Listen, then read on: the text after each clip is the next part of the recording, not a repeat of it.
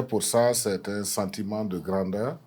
Et c'est comment dirais-je, la nouvelle mode des grands, de montrer comment chacun a atteint aussi à un certain niveau.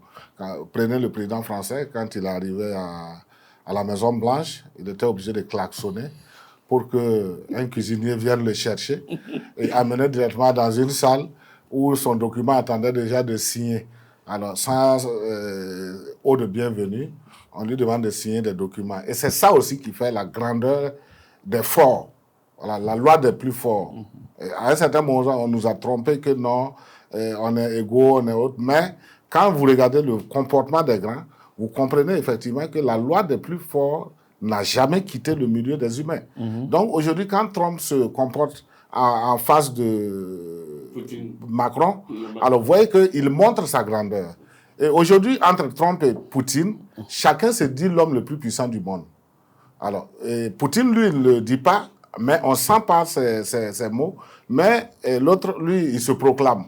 Et pour prouver à l'homme qui se dit le plus fort du monde que je suis plus fort que toi, tu m'attends 1 heure de temps au téléphone pour que je puisse te converser. Alors, pour te dire que ce n'est pas moi qui ai besoin de toi, c'est toi qui as besoin de moi. Alors donc, attends-moi le temps que ça fera et tu parleras. Ça aurait été, par exemple, un autre président qui a fait attendre Trump. Vous allez entendre des insultes, à la limite des insultes. Ou des sanctions. Voilà, ou des sanctions. Mais c'est Poutine.